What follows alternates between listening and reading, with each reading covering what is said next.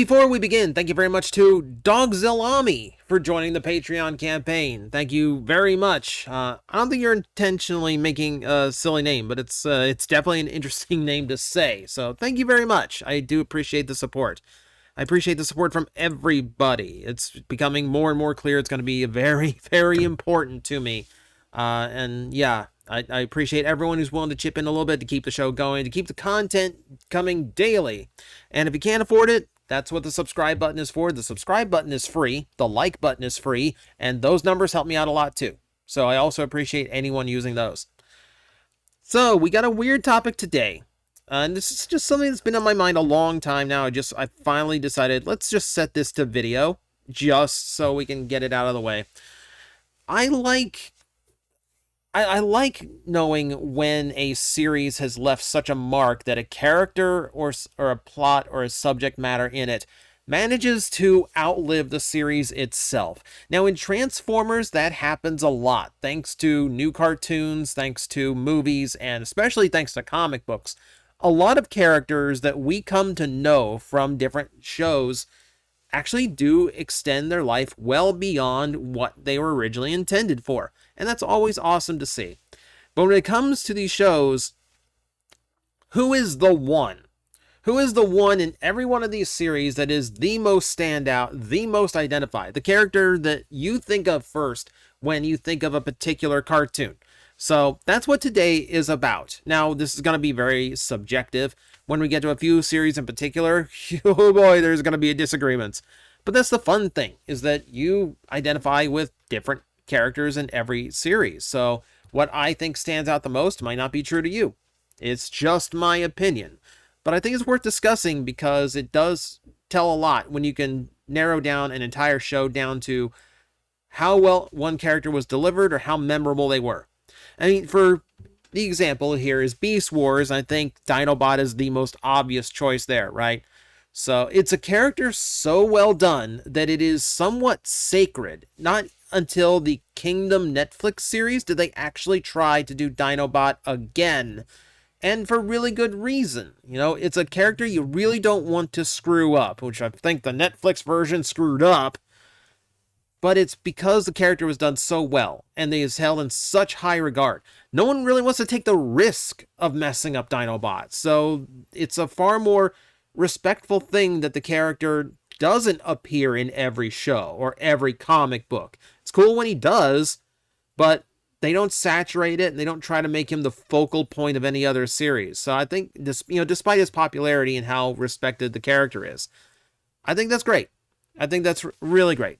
Now, Beast Wars, you could argue every character of the Beast Wars cast stands out because that is just one of those eras where everything was fresh and new and they had to do so many new things. So, granted, could have been a lot of people, but I think Dinobot's the shoe-in there. It's when we get to other series, it gets a little bit more divisive. So who stands out from Beast Machines? Who's the one character you look at and go like, this is the character of this show? You could point to Maximals. Botanica, certainly unique. Night Scream, kind of. When you think Beast Machines, you think Viacon. So I think you have to go to the Viacon roster. And that leaves you a couple of good choices. But for me, I think Tankor takes it. And not only because of just how, frankly, just good the design is. It's just a gigantic brute of a villain. But also, yes, the Rhinox twist. Granted, it comes out of nowhere, and it could have been directed better. That's unfortunate, but admittedly, it does make him stand out a lot. You know, it's a pretty shocking twist. You don't really see it coming the first time you watch the show. So it's actually pretty impactful. It does make Tankor stand out in your mind a lot more. I personally like Jetstorm best amongst the Viacons. There's people like Strika or Obsidian better, or Thrust. You know, they've all got their popularities. For me, I think Tankor just stands out the best among all of them. Not only because he's big, but just because just what they did with him makes him stand out, for better or worse. I think RID is another one that's really easy to pick from. Now, they do have some unique depictions and standout characters. Sideburn, He's a young hotshot type of character, but we didn't get too many of those in vehicular Transformer shows at the time, so he was fine. Autobot Brothers in general were fine. The Ultra Magnus was a shocking depiction because he's a jerk, and he has to kind of grow into like being a proper Autobot. But no, pretty obvious, pretty easy. It's Skybite. And this is one of the rare wins for Fox Kids anime dubs, because Skybite really is as memorable as he is because of how they handled him. The haiku thing is not out of his Japanese depiction. They wrote that in to give him some character. On top of the fact that he is one of those villains who starts off intimidating, but then softens and lightens up into basically a comic relief character when bigger villains come around in that series. But it was those haikus that also made him stand out, gave him so much more character than he originally had depicted. It's a great addition. It's a great addition that makes him a lot of fun. And yeah, it kind of informs his character from then on. We get him later in Cyberverse, where again, he's kind of a poet. He's a poet in the comic books. It's just a trait you know him for, and it's not Skybite without it. I think it's very telling that of everyone in RID, Skybite got the first brand new toy first, and he doesn't even share. It's not even a mold shared with any other character. They just plain up wanted Skybite, so they made him. Yeah, would love to see him around again. Let's enter the Unicron trilogy, and once again, I think this one is an easy one to name. Now, there are plenty of great characters in Armada that have potential. Reinvented characters like Starscream, but I'm trying to go with completely original if we can. So coming in with the original cast, okay, Sideways definitely gets a nod. I would call Thrust a fresh take, too. It's sharing a name, but it's a very different characterization. But I have to admit, yes, it's Hotshot. Hotshot stands out the best. It's why he's the only one who consistently gets new toys. Yes, it's a character that I always think the character has potential, but either because of the dub's poor writing or because of the poor directing in the show, it really did not land the way that it should have landed. I would like to see Hotshot done properly one day, not only in toy form, but also in fictional depiction. Problem with that is we have another young yellow Autobot sports car warrior, and he's so popular that they're never going to go with Hotshot as a primary again, unless it's some weird spinoff like Rescue Bots Academy. And even then, they try to differentiate him as much as possible. Top being Hotshot. How about Energon? And Energon is a rough one to pick from because the characters are just so bland, right? There's really not a lot of depth to the characters in this one. So I think by default it has to come down to Ironhide, and if only for infamy, right? Like, you shouldn't have to pick a character out of that. But there really isn't any intriguing character to them. A lot of it is just rehashed characters from Armada. The new ones don't really add much except, Grumpy Rodimus. And then old depictions get really weird, like Snowcat suddenly yodeling weird, Demolisher becoming more like King Kong weird. So I think it has to be Ironhide. It's just like this big young recruit character who kind of idolizes Hotshot and Optimus and really wants to prove himself, which we have plenty of young Autobots who want to prove themselves to Senpai. However, the fact that it's just this big bruiser of a bot is something a little bit different. Admittedly, he's not a big standout. It's only because the show focused on him so much that I have to put him in this list. Because otherwise, it's kind of barren, guys. It's kind of barren. We have more choices when it comes to Cybertron. We do have another Sideways, which might be the same Sideways. It's never easy to tell. Even Ransack and Crumple Zone stand out in their own fun way. Landmine is a pretty solid choice, too. And again, we have depictions of old characters. Starscream again, who's a little bit different. Soundwave, who's certainly unique. I think it has to come down to Override, though. It's the first time in Transformers since Elita 1 where we saw a female in a lead position. And, of course, That's not true in the Galaxy Force version where it's Nitro Convoy. It's only true in the West where it's Override. But between just the fact that like it adds a little bit of variety to the Autobot team, it adds a little bit of diversity and adds something different to the regular roster. I like the character that much. So yeah, it's something that admittedly only applies to the English dub. Admittedly. However, I think it counts. There's plenty of different characters in Cybertron. You could pick quite a few of them. And even then, Override doesn't stand out too much. But it's definitely a character that I think defines Cybertron as a whole. Now we get to the hard ones. There's something in my eye that's been bugging me this whole recording. You could pick so many from animated. The entire cast is so bright, colorful, and unique and stand out. You could pick Sentinel Prime. The first time we saw like an antagonistic Autobot on the team. You could pick Lockdown. The first time in like an actual show where a Transformer is depicted as a true mercenary. And Bulkhead too. Lockdown and Bulkhead both share distinctions of escaping their original media, their original creations for animated. But Bulkhead appears obviously appears in the next show, Prime. You've got Lockdown, who shows up again in Cyberverse, different character, but And then both of them were in the live action movies, because do not tell me Age of Extinction Hound was not Bulkhead. Like, really? Really? Point being, animated is just ripe with choices here. If I'm going to pick anybody, though, it's going to be Prowl, who I definitely think is just the same name attached to a very different character. The progress he makes from being this quiet, still loner to working better with the team, becoming more friendly and lightening up, as well as honing his own skills, becoming true to his own potential and the training that he got when he was a younger bot. It's weird to say younger bot in terms of characters who live for millions of years, but there you go. And yeah, like the final conclusion where, spoiler alert, Prowl sacrifices himself.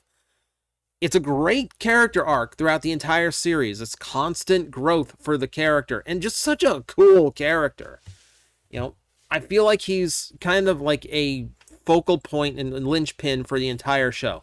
And yeah, and a fantastic depiction, fantastic character. Also, yes, we'll throw in an honorary mention to Lugnut, who came a very close second on this. Trust me.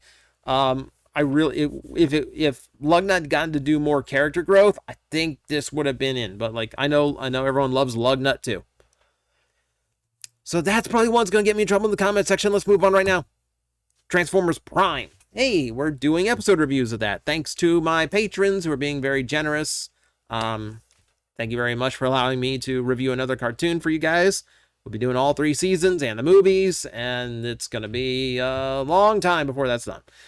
But again, we have a show with plenty of standouts, and a show that started getting really big on redefining characters. We got a new Bulkhead, who's not the young recruit. Now he's this grizzled kind of veteran character, kind of taking almost an Ironhide role, but not depicted as old as much. And still the big bruiser though.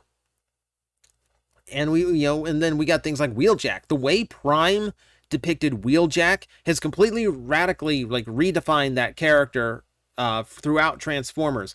Even now in Earthspark, the new Wheeljack we have carries some of the DNA from Prime Wheeljack, where they're far more combat capable, not just the mad scientist inventor that usually stays out of the fight.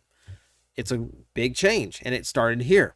Oh, and then we have depictions of Soundwave. Again, I would say is almost a completely different character, an incredibly good reimagining.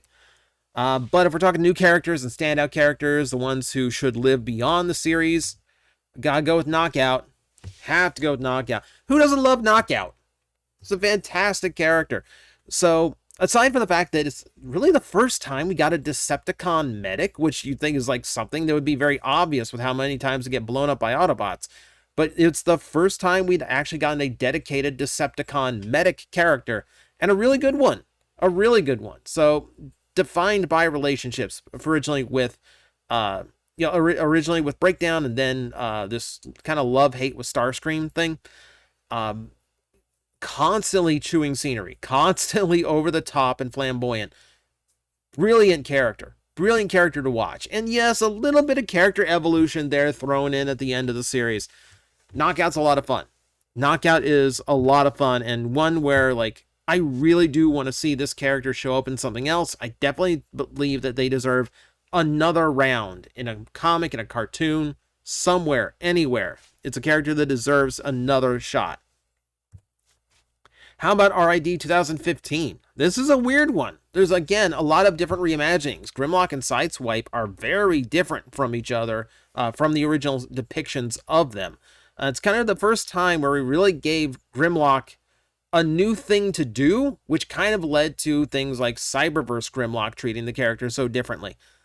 And then you have like a plethora of Decepticons who are incredibly unique with their animalistic traits.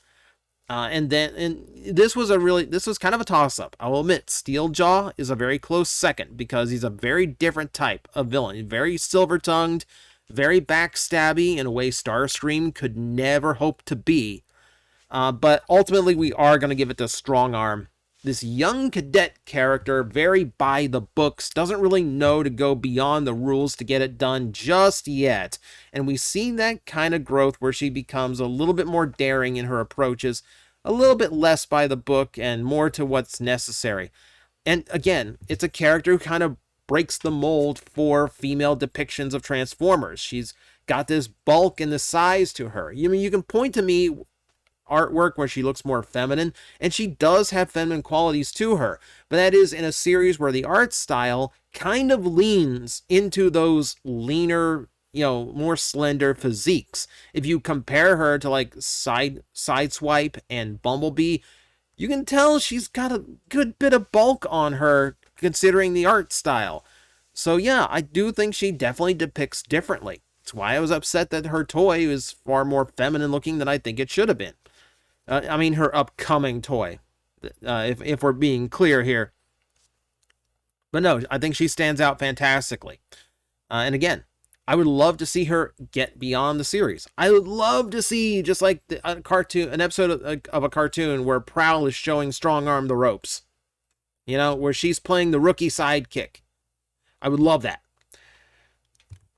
How about Cyberverse? Again, this one's hard to pick from because Cyberverse doesn't really have a whole lot of new characters. They just has a ton of reimaginings. Again, good reimaginings. I think Hot Rod and Soundwave in this series might be my favorite depictions of the characters ever. So who do you pick from here when so many are just based on Generation 1? Well, there is a standout, and that standout is Shadow Striker. So, one, really unique design. She's a Frankenstein of a Transformer character, cobbled together from leftover parts, asymmetrical all over the place, to the point where making a toy of her is actually really difficult.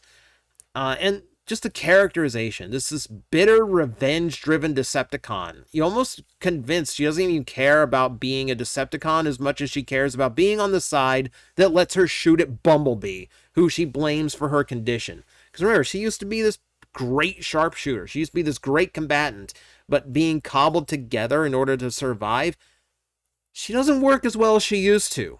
So that becomes a big detriment and a big source of vengeance for her. Makes a fantastic character. One that I really wish was explored a little bit more than it was in the series, but I think she has potential if she ever shows up again. And isn't a pre-tool of Sideburn. But that's just looking at the American cartoons. For now, we're not going to worry ourselves about side shows like Rescue Bots. We're not going to worry ourselves about Beast Wars 2 or Neo. And then we still have Earthspark to go, who still we have not... We're going to have to wait for that show to finish up before we determine exactly who stands out from it. But it's got so many new characters with fresh ideas in them. It's going to be a hard choice, I think, by the end of that series. So these are just my opinions. These are who I feel stand out the most in every series. These are your true legacy characters who I could see coming back in just about any series, and I would welcome them once more. So Obviously, it's going to be divisive in the comment section. Please let me know who you would have picked, especially for some of the more like back and forth ones. And I will see you next time. I'm like, I think you guys got this. I will back away, and I will see you all later. You've got this handled. Alafi's like, really? You're not gonna help me? Like, it's fine now. It's like these disgusting creatures breathing down my neck, and you're all just like, I believe in you. You got this. All right, you seem to have this. 5 minutes.